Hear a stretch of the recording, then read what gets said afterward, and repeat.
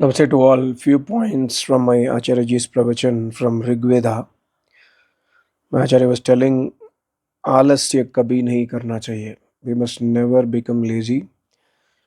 The person who is doing hardest effort, hard work to achieve his objective, to achieve his final goal, when he does hard work, Paramatma will support him. And when we do laziness in our life, then we are inviting sorrow, we are inviting pain and dukh automatically in our life. And also, my Acharya was telling his live example that at the age of 86 years, also, he's still continuing to do Ved Prachar, continuing to do Yajna for the welfare of the people. He does not, he has attained what he has to attain. He has attained enlightenment, he has got the darshans of Paramatma. So, he is in Samadhi stage. So, this point I'm telling from myself. So, there is no need for an Acharya to, come to yajna and give the knowledge of the Vedas, but still at the age of 86 years also, paropkar ke bhavana se, to help others, Acharya comes to yajna and gives pravachan and then chants Veda mantras so that we put ahutis and then listen the Veda mantras from Acharya directly. So this is the height of hard work at the age of 86 years. Can you imagine, like, you might have some elders in your house. At the age of 86, you can just observe what they are doing. They will not be able to do any of their even daily activities. But at the age of 86, a yogi continues to do his tapasya plus continues to give the knowledge of the Vedas. So this is the greatest inspiration for all of us. So my Acharya was telling day before yesterday, my Acharya was telling that I was so tired after the all day yajna. I was so tired. I slept in the evening. Then I woke up and it was almost 9:30. So then I said, how did I sleep? So I have to do the evening yajna and I have to give the pravachans to the disciples who have come from long, from abroad and other places. So my Acharya started yajna at 9:30 in the evening. So after at 9:30, 9:45, my Acharya did yajna and also gave pravachans on Rigveda. So this is a very, very big inspiration for people like me and other jigyasus who are disciples of Swamiji. And you also could take inspiration from such a hardworking tapasvi. So my Acharya was telling that you cannot bring laziness in your life. Even at my age, I am working. So what is the problem for you? Very, very important point. And also, Acharya told many times the laziness will come inside your mind. Your mind will tell that, okay, so jao. Sleep now, sleep for now. Let us see. Tomorrow morning, let us see what has to be done. But you must overcome that voice of your mind and you must take a strong sankalp. No, I will finish the work which I am supposed to finish now. So that's what my Acharya told. And also, the reason why we are getting this kind of laziness feeling in our heart, in our mind, is because of lack of tapasya. The more a person does tapasya, the more purusharthi he will become. He will become extreme hard worker if he does more tapasya. So you must focus on tapasya. And also my Acharya spoke about Kriya Yoga. You must do tapasya, swadhyaya and ishwar pranidhan. All these three things are mutually connected. All these three things will help each other. By doing tapasya, we will get inspiration to swadhyaya. By doing swadhyaya, we will get inspiration more ishwar pranidhan. And by ishwar pranidhan, again we will start tapasya. So it all are interconnected. So we must focus on kriya yoga. We must not leave the tapasya. And when you become a tapasvi, the laziness will go away from you. That's the message my Acharya was giving. This is all, like my Acharya was explaining some Rigveda mantra which spoke about the Purusharat. Paramatma says in that mantra, you must do hard work like Vayu. Vayu means air. Air does not rest even for a single second. If air starts to rest, then nobody will be alive. Similarly, Paramatma says you cannot waste a single moment in your life. Means, okay, during the night time you must sleep. But during the daytime, you must not aim to waste your time. You must work hard by similar to Vayu, air. This is the example of Rigveda mantra. Then my Acharya was telling all these things. Then पुरुषार्थी को ईश्वर मदद करता है. When we do purusharat, when we do hard work, And when we do prarthana along with hard work, only hard work is not enough, only prarthana is not enough, both are needed. And when we are a purusharthi, when we are a hard worker, when we do our hardest effort in each and every activity of our life, then Paramatma, and when we pray to Paramatma, Paramatma will remove the obstacles in our life, and he will secure that we attain the final goal, what we want to attain, which is moksha here. And also, when there was a Rigveda mantra which said that yoga abhyasi, when you do yoga abhyas, Ashtanga yoga, tapasya like yam, niyamas, asan, pranayam, etc., Acharya said that for those people, Paramatma will give Raye. Raye means done, Sukh, Vidya, everything. Raya means done. All types of wealth, including the wealth of Vidya, including the wealth of Ved Vidya, Paramatma will award to Yoga Abhyasi, one who does everyday Yoga Abhyas and one who very, strongly try try his best to, maintain his discipline all over the discipline on tapasya. Every day he does not leave even one day because of laziness. When somebody does Yoga Abhyas, Rai, Paramatma will give Rai. Paramatma will give Sukh, Sampatti, Dhan, Aishwarya, Vidya, everything. Rigveda says. And also, my Acharya was telling about one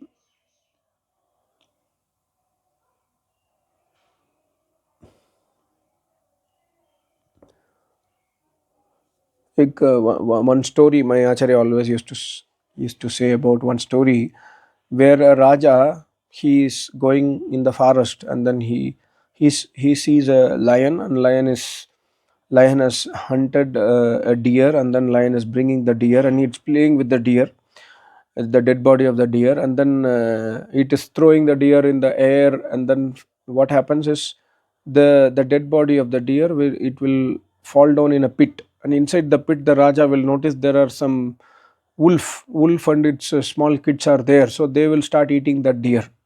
So Raja will think that, okay, I think there is no need to for me to do any hard work. Let me be like, sitting, and then let me do name jap of Paramatma. I'm sure like that wolf who is in the pit, I'm sure Paramatma will help to give me food. So he starts doing name jap, he starts doing tapasya, he will leave the kingdom and then stay in the forest. One day is over, 2 days over, 3 days over, no help comes.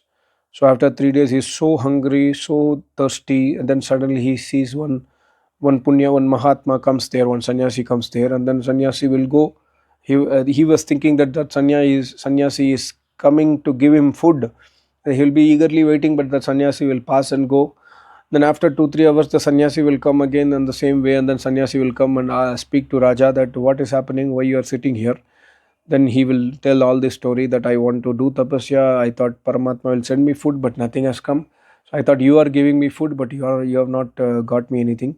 So sannyasi will say that, you these are animals. For animals, they can sit and eat, or they get their food by sitting in a pit. Also, they are getting their food. That is animal. You are not animal. You are a human being. You are a Raja. You must do your kartavya. Otherwise, who will give you food? You must work hard. You must go to your kingdom and then do your work properly. Do the work of ruling the government and ruling the people. Then you earn your food and then do tapasya. So then the Raja will get the idea that, okay, we are not animal, we are human beings. So human beings must do purusharth. Even animals does it, but Raja's view was only on the fox.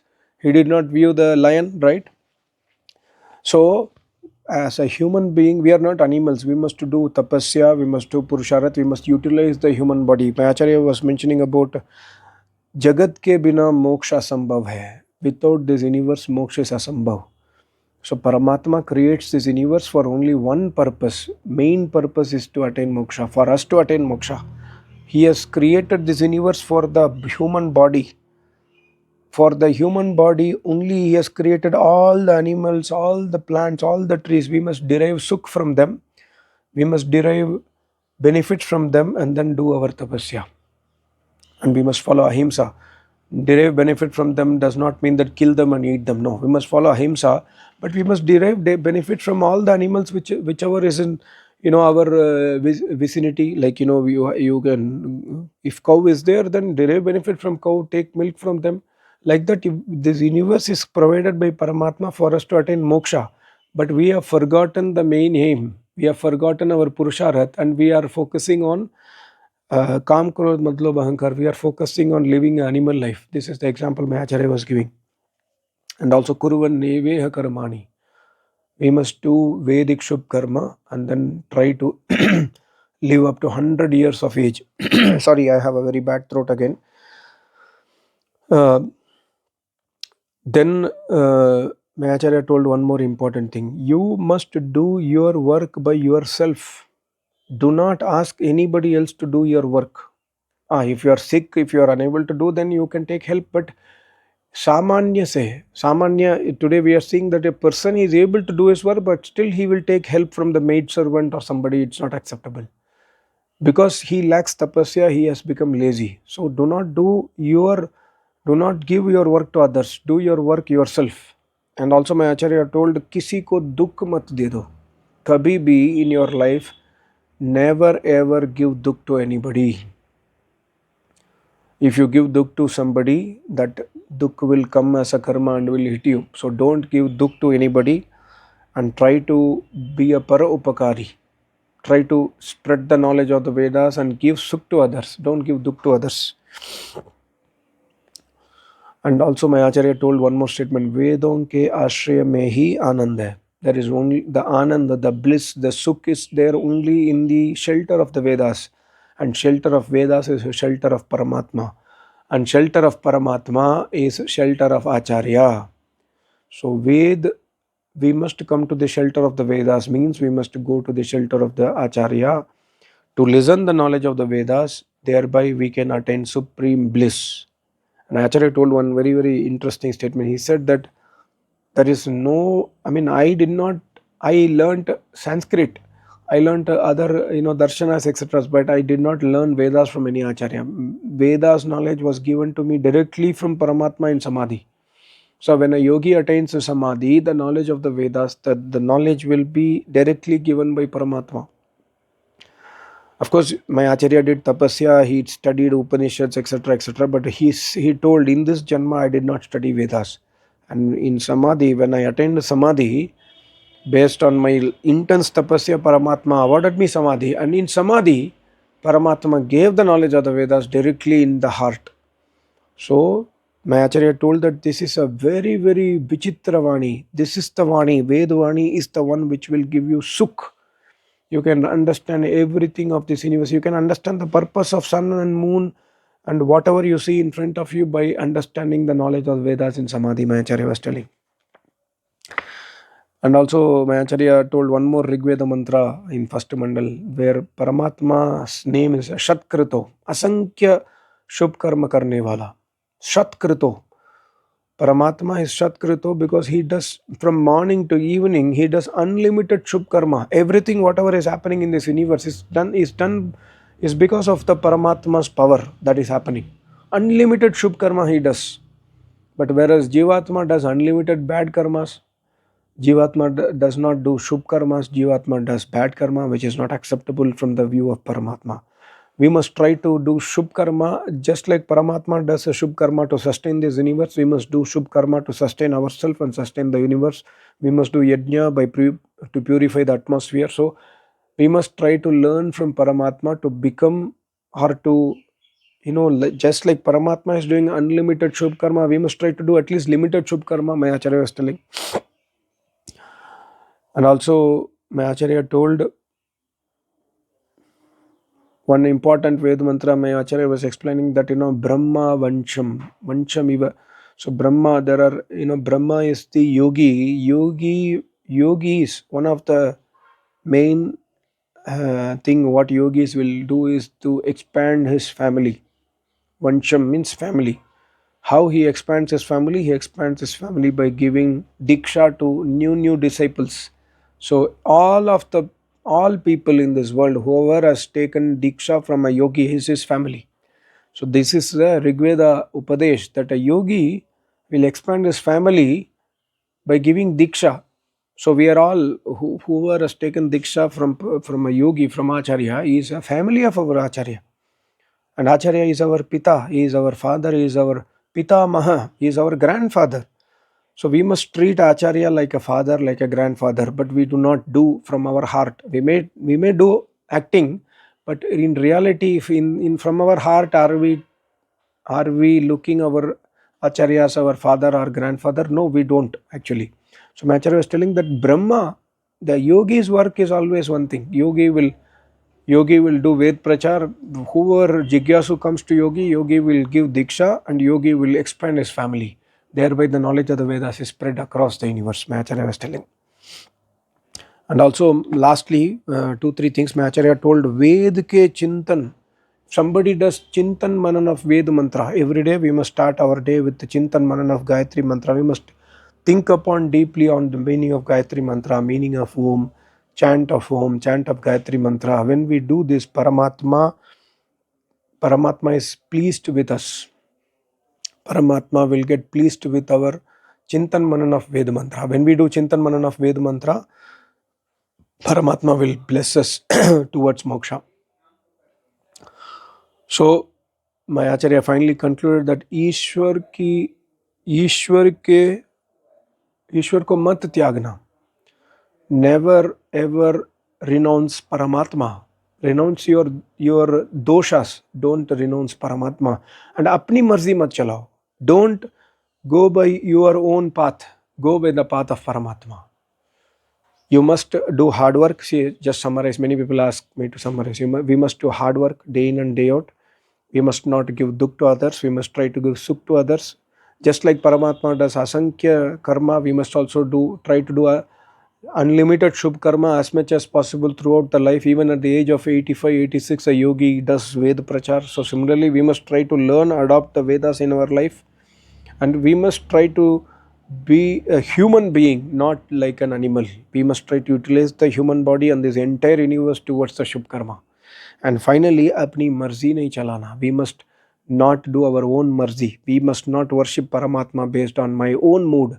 We must worship Paramatma based on the advice of Paramatma in the Vedas. These are some of the most important points which we must note. Thereby, our life becomes very, very happy. Thank you so much. Namaste. Om.